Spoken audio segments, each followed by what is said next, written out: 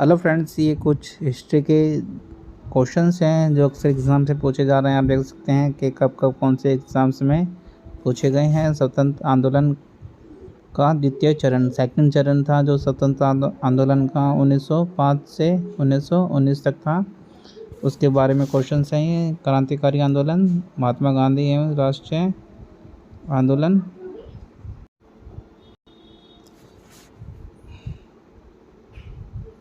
जलियांवाला बाग हत्याकांड 1919 में हुआ था अमृतसर में।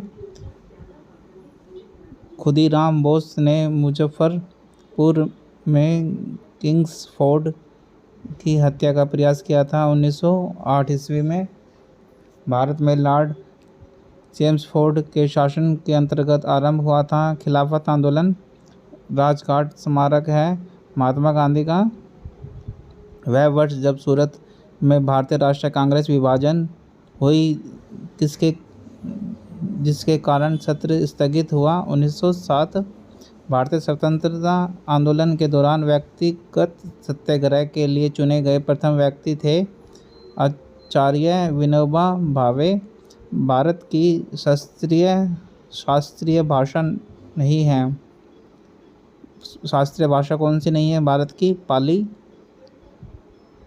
कायद ए आजम नाम दिया गया था मोहम्मद अली जिन्ना को। स्वतंत्र आंदोलन के दौरान हुए असहयोग आंदोलन की परिकल्पना में शामिल नहीं था। आम दंगे शामिल नहीं थे। जो स्वतंत्र आंदोलन थे उनमें हिंसा। गांधी जी ने नमक सत्याग्रह में भाग लिया। सरोजिनी नायडू, राजकुमारी अमृत कौर और कमला देवी चट्टोपाध्याय ने।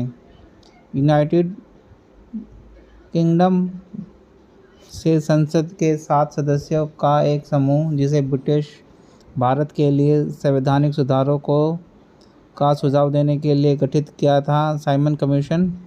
भगत सिंह, सुखदेव और राजगुरु को उनकी पुण्यतिथि पर श्रद्धांजलि देने के लिए भारत में 23 मार्च को मनाया जाता है शहीद दिवस। 1928 में कांग्रेस को उखाड़ फेंकने के उद्देश्य का गठन किया था। हिंदुस्तान सोशलिस्ट पब्लिकेशन एसोसिएशन का HSRA का गठन किया था। बनारस हिंदू विश्वविद्यालय की स्थापना की पंडित मदन मोहन मालवीय ने। सत्य के प्रयोग आत्मकथा है महात्मा गांधी की। स्वराज पार्टी के संस्थापक थे CR दास और Motilal Nehru. Delhi central assembly house में बम फेंकने के लिए फांसी दी गई थी क्रांतिकारी भगत सिंह को। काकोरी षड्यंत्र केस के लिए जिन स्वतंत्र सेनानियों को फांसी दी गई थी वे राम प्रसाद बिस्मिल और अशफाक उल्ला खान थे। 2 साल तक बिना किसी मुकदमे के राजनीतिक कैदियों को हिरासत में रखना विशेषता थी रॉलेट एक्ट की। महात्मा गांधी ने असहयोग आंदोलन कब शुरू किया था? जो देशव्यापी पैमाने पर आयोजित पहला जन आंदोलन था अगस्त 1920 में। सत्याग्रह की शक्ति ने जोर दिया सत्य की शक्ति पर। 1916 में लखनऊ समझौता की महत्वपूर्ण विशेषता थी। इसमें कांग्रेस के उदारवादियों और कट्टरपंथियों की पुनर्मिलन को उल्लेखित किया गया था।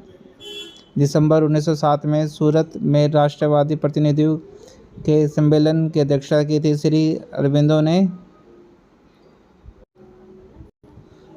रॉलेट अधिनियम 1919 समेकित रूप से था। इसमें राजनीतिक गतिविधियों को दावा दिया और राजनीतिक कैदियों को बिना किसी मुकदमे के 2 वर्ष तक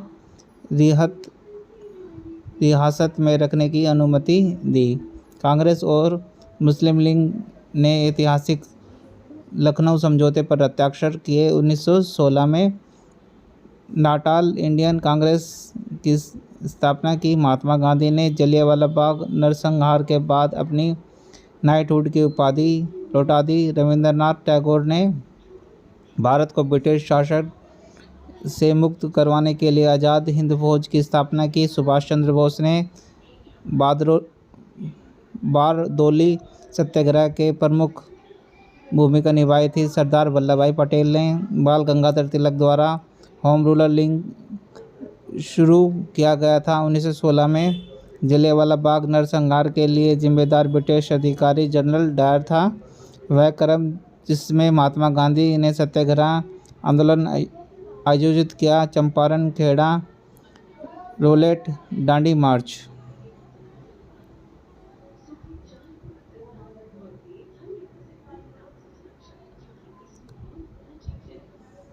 वह अधिनियम जिसमें ब्रिटिश सरकार को राजनीतिक गतिविधियों को दबाने और 2 साल तक बिना किसी मुकदमे के राजनीतिक बंदियों को हिरासत में रखने की अनुमति दी, रोलेट एक्ट था। महात्मा गांधी की मां थी पुतलीबाई। पिस्तौल और बम इनकलाब नहीं ताले, बल्कि इनकलाब की तलवार विचारों की शान पर तेज होती है, और यही चीज़ थी जिसमें हम कट करना चाहते थे। यह वाक्य स्वतंत्रता सेनानी भगत सिंह का था। वर्ष 1915 में पेस्ट हार्ट के लॉर्ड हार्डिंग द्वारा महात्मा गांधी को दक्षिणी अफ्रीका में एम्बुलेंस सेवाओं में उनके योगदान के लिए केसरे हिंद से सम्मानित किया गया था। 1917 में महात्मा गांधी ने गुजरात के खेड़ा जिले में सत्याग्रह किया, उन किसानों के लिए जो फसल की विफलता और महामारी से प्रभावित थे। हिंदुस्तान एसोसिएशन रिपब्लिकन आर्मी का संस्थापक सदस्य नहीं था। बरूदीन तैयबजी, भगत सिंह, सुखदेव और राजगुरु को फांसी दी गई थी 23 मार्च 1931 को। Thanks for watching.